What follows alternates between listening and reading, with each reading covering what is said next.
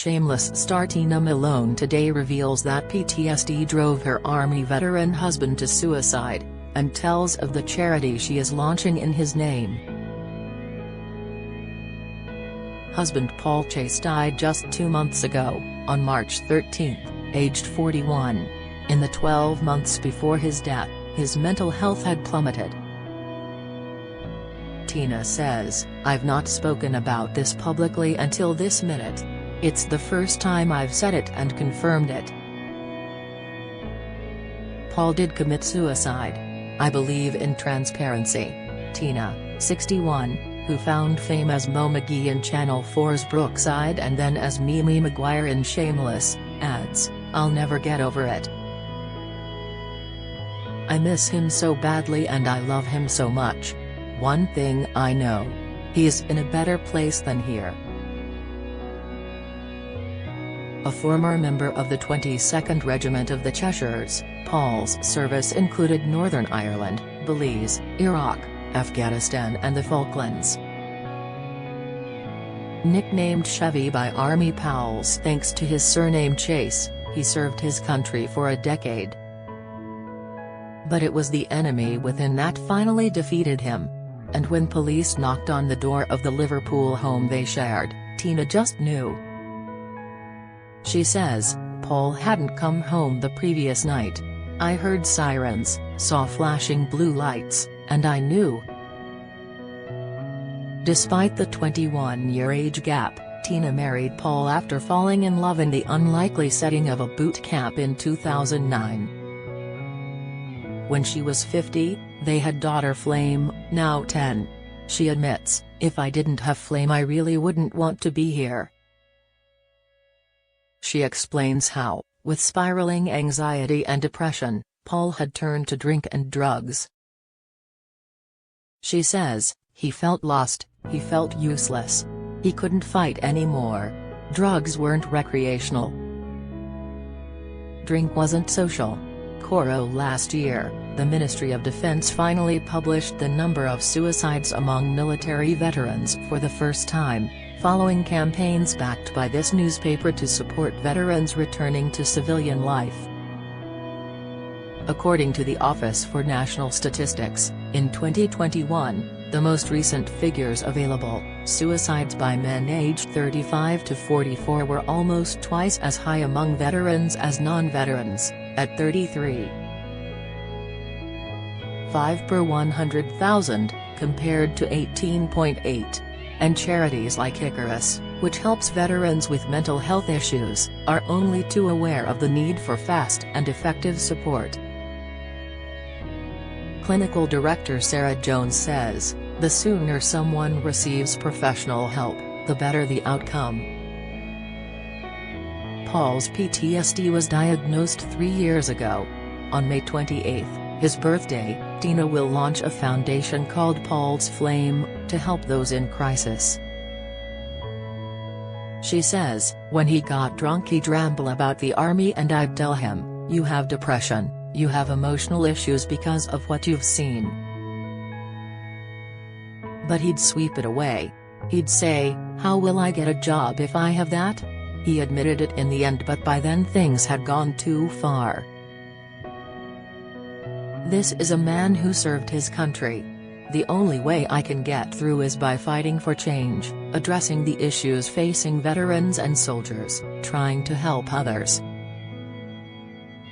Tina was inspired by family and friends rallying around, cooking, shopping, and helping with funeral costs. She says, "His comrades, some still serving, came to see me from all over the UK. Mrs. Wilson and Mrs. Reagan, from Flame School in Woolton, were incredible in supporting her. My priest, Father Tim Buckley from St. Mary's, and all his staff were phenomenal with kindness and care." Tina had just come out of Celebrity Big Brother when she met Paul at the Peak District boot camp where he was a personal trainer. She says, "There was me, no lashes on, sweating, looking like nothing on earth. But we talked and talked. We chatted about his army time, particularly Iraq. He didn't know who I was, that I'd just come out of Celebrity Big Brother. We just got on. At an end-of-camp event Tina saw him dance and knew he was special. She says, "I love a man who can move." We texted a few times and went on a date, spending the weekend in Liverpool. 13 days later he moved in. I told him, "I'm morbidly obese and bipolar. I'm self-obsessed, self-absorbed, opinionated, loud and brassy. If I want to make a lemon drizzle cake and watch The Sopranos at 3 a.m., I'm going to do it." He just looked at me and said, "I'll give it a go."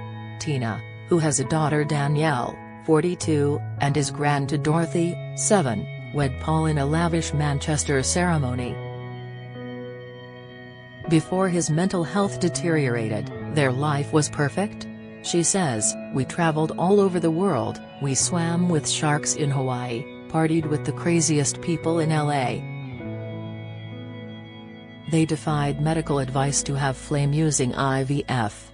And Tina recalls Paul being an incredible dad. She says, "He was fun. He'd let her ride her bike down the hill without me knowing, sneak her out to McDonald's. They'd climb trees in the woods opposite our home together. But early on she realized the impact of what he had seen in combat." She says, "He'd concealed his PTSD, but imagine if you've been at war and you can't count how many people you killed. How do you come back?" He loved the army but it left him scarred. Paul's work helping troubled teens dried up, and his self-worth spiraled.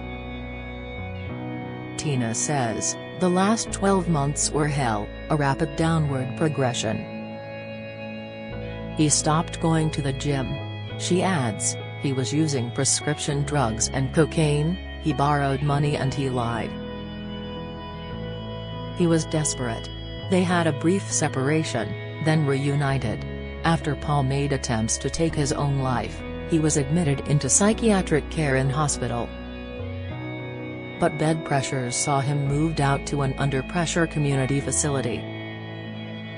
He also received specialist help for veterans battling addiction and worked with The Block, a community interest company that supports armed forces veterans."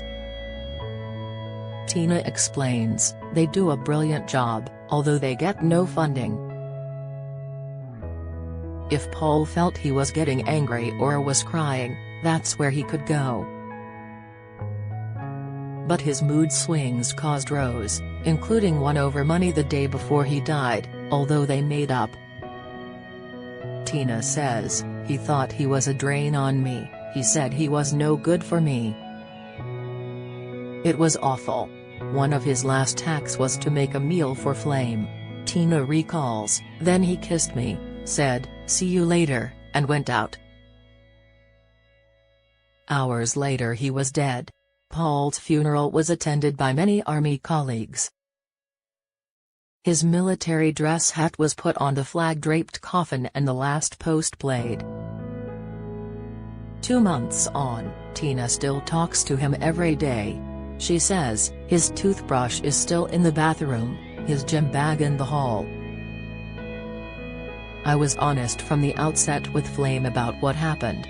I didn't want there to be any mystery about how he died." She tells me she's seen him, in her room and in the woods where he waved at her. It might be her way of coping, but it's a comfort. Tina is angry at the lack of support for veterans facing mental health issues. She says, "If you have cancer or alcoholism, you know where to go.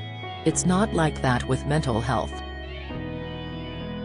One of his army friends said to me, "The British Army are incredible at teaching you to be a soldier, but they don't teach you how to be a civilian." She says of her Paul's Flame charity, "I want it to shine a light on people in poverty and in crisis.